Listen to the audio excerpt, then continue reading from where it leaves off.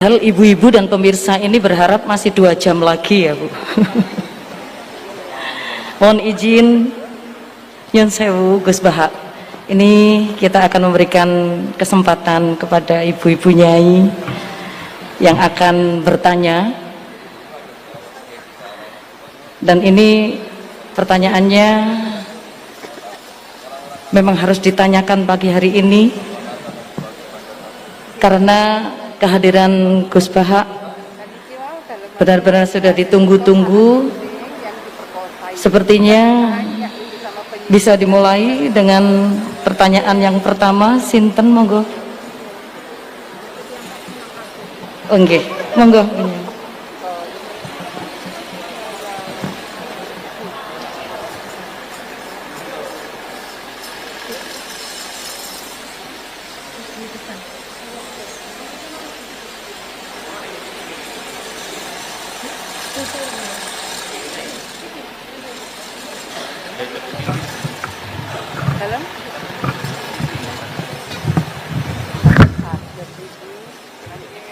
Assalamualaikum warahmatullahi wabarakatuh. Gus badhe nyuwun pirsa, di era milenial ke para ibu-ibu, para emak-emak yang biasanya pun ibu-ibu sak menika arane emak-emak yang pada waktu masa lalu dereng mengenal dereng mengenal dan memahami perkembangan ilmu pengetahuan dan teknologi seperti saat sekarang, kadang-kadang merasa bingung. Ibu-ibu merasa bingung menghadapi tantangan pendidikan di masa sekarang ini. Peserta didik sekarang dituntut paham dan bisa mengoperasikan perangkat multimedia sosial supaya tidak tertinggal oleh perkembangan pendidikan yang sekarang ini perkembangannya sangat pesat. Sementara di sisi lain banyak informasi kurang mendidik yang bersumber dari perangkat multimedia tersebut. Ngeten Gus, ibu-ibu menika kadang-kadang bingung. Santri menika kan boten pareng beto HP, tapi sekarang niku pendidikan memerlukan kita harus pakai HP. Nah, yang ibu-ibu itu mau mengikuti itu sudah kadang-kadang sininya sudah tidak nyambung. Diwarai WA mawon kadang-kadang mboten sakit. Nah, mungkin kalau santri itu sudah mengunci HP-nya, kita tidak ngerti ini bagaimana caranya kalau dikunci, jadi tidak bisa. Terus bagaimana Gus caranya kita itu bisa mengarahkan anak-anak sehingga anak-anak itu walaupun pakai HP bisa bisa mempergunakan dengan sebaik-baiknya. Kadang-kadang di pondok itu sudah diberi jam, nanti jam segini ditumpuk, tapi wong ya anak ya tetap anak, kadang-kadang ya diselipkan. Kemudian pertanyaan kita sebagai orang tua dari anak-anak kami, baik para santri atau anak kami sendiri, apa yang harus kita lakukan? Repot, HP saja tidak bisa, apalagi laptop. Padahal anak-anak itu kalau mencatat itu sudah tahu apa-apa, sedangkan kita yang tua tidak ngerti caranya mencet kadang-kadang. Kemudian bagaimana gini Gus, supaya anak-anak itu juga bisa mengikuti zaman tapi selamat sehingga mereka bisa pinter dalam ilmu pengetahuan tapi juga hatinya selamat, bisa selamat di dunia dan selamat di akhirat. Matur suwun.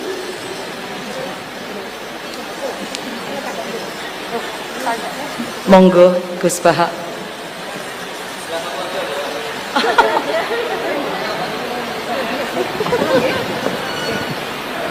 Sudah pulang. Nggih. Ingkang utus Gus Bahak kula mboten wantun nolak nggih. Assalamualaikum warahmatullahi wabarakatuh. Gus, sekarang di pesantren-pesantren itu banyak para ibu nyai yang memiliki peran lebih besar dalam mengasuh para santrinya dibandingkan peran Pak Yai.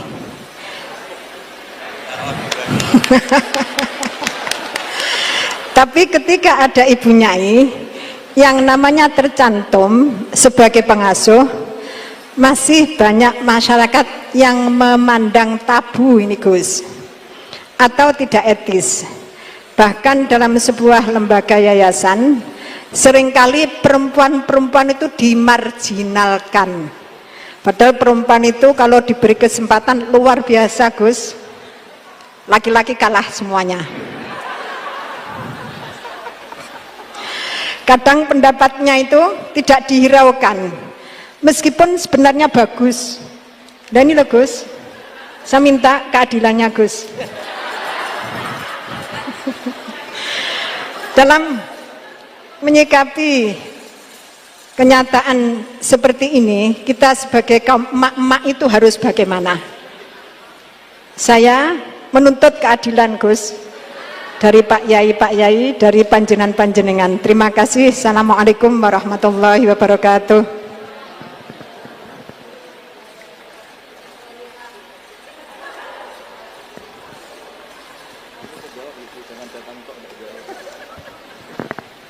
Ya nanti yang ikut jawab Bu Gubernur ini kan masa mau jadi pemimpin tidak mau jawab problemnya.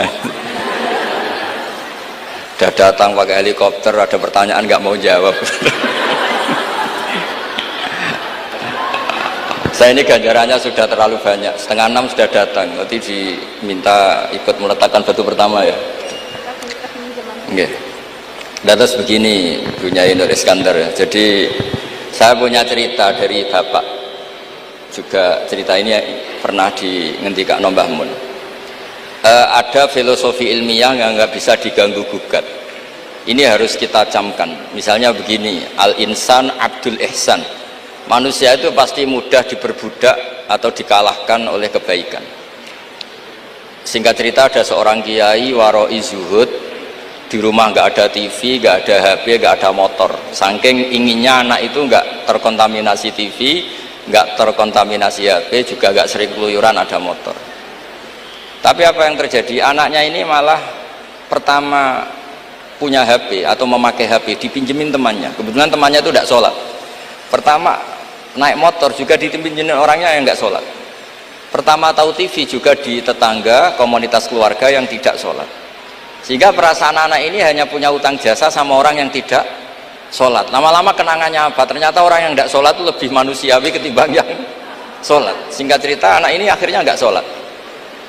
Ketika anaknya itu nggak sholat, orang tuanya itu coro Jawan itu tobat, minta-minta maaf sama bapak, sama saya, era kiai saya, minta, karena melihat Mbah Maimun itu di rumahnya ya ada TV, bapak saya di rumah ada TV, juga ada motor.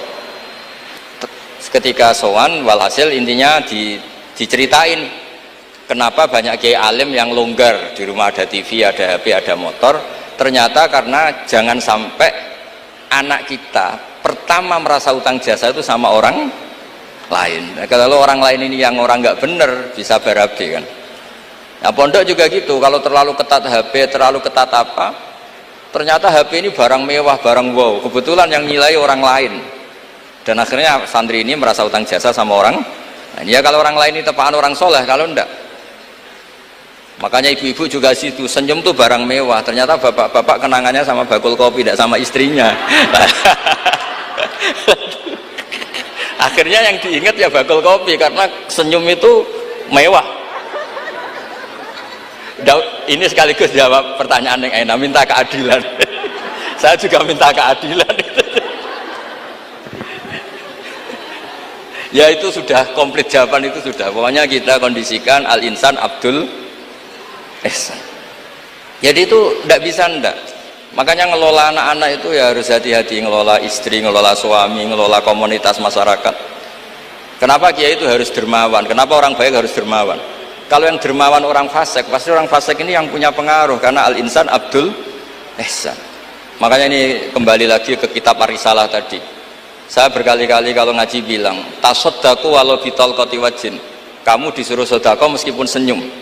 Senyum itu dalam fikih formal dikatakan sunat.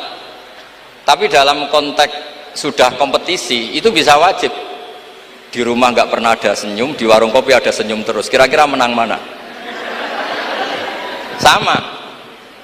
Ketemu preman, disuguhi kopi, senyum. Sowan kiai diamu itok. Akhirnya masyarakat mau ke preman karena di sini lebih dimanusiakan ketimbang kalau sowan kiai dimarah-marahin tok. Akhirnya konsep Nabi Tolkoti Wajin tidak lagi kita katakan sunnah tapi wajib. Makanya berarti ibu-ibu senyum sama suaminya wajib. Tapi kalau disenyumin terus ya wong lanang ya dablek itu dikira nggak pernah salah. Berarti marah juga. Ya sudah, tidak usah diwajibkan, sudah dilakukan, alhamdulillah. Jadi menurut saya ngadepi fenomena sosial apapun kita harus punya kaidah ilmiah yang permanen, yaitu al-insan abdul ihsan. Semuanya fikih, semuanya solusi, semuanya teori itu pasti kembali ke situ. Kalau kita lebih menarik karena ihsan kita, pasti orang ke kita. Tapi kalau kita jeblok secara sosial, ya dibayangkan Allah itu walaupun tafadhurul qalbi lan faddu min hauli. Kalau seorang pemimpin itu kok wangkot, angkuh, tidak simpatik, pasti lan faddu min haulik, pasti orang itu bubar. Jadi itu jawaban umum, tapi insya Allah menjadi solusi untuk ngelola anak kita. Saya sampai sekarang itu ya biasa ngedusi anak saya, jalan-jalan sama anak saya, supaya utang jasanya anak itu sama orang tuanya. Istri saya itu keluarga Sidogiri. Itu saya pernah bilang, kalau anak saya minta uang jajan meskipun saya tidur agar dibangunin oleh anak saya. Kata istri saya kan yaitu nanti melatih tidak sopan. Tapi akhirnya saya beri penjelasan secara ilmiah. Yang wajib jajan anak itu orang tuanya, jangan sampai ganggu mbak-mbak atau kangkang. Sehingga korbannya ya harus saya, bukan orang lain. Jadi kita harus kadang-kadang lebih bicara ilmu ketimbang akhlak.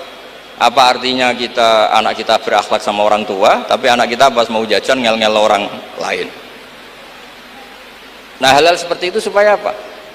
Anak kita punya kenangan, saya bisa jajan karena bapak saya bisa jajan karena dituruti bapak saya. Tapi kalau kenangannya sama tetangga, dan kebetulan tetangga kita misalnya kurang baik, maka nurutnya sama tetangga yang kurang baik ini. Jadi ini menurut saya, ini karena masalah ijtihad. Neng anak boleh gak setuju ya, karena ini masalah ijtihad. Tapi harus setuju, satu-satu diundang kok ora dituruti fatwane kan. Tapi jelas kaidahnya itu tadi pegang al-insan abdul ihsan, sehingga kita bisa ngelola gimana orang-orang baik itu berjasa. Makanya ketika Rasulullah SAW masyhur itu, inna hadatin irtadaituhu li nafsi wala yusliha li hadatini illa sakha wa husnul khuluq. Agama ini sudah final, cuma yang bisa mengawal agama ini hanya dua, yaitu dermawan dan husnul khuluq. Jangan sampai orang lain yang nggak benar lebih berempati, lebih dermawan, sementara yang soleh kurang dermawan atau kurang empati, sehingga kompetisinya orang soleh ini kalah. Ya saya kira demikian. Ini mohon terakhir, mohon assalamualaikum warahmatullahi wabarakatuh.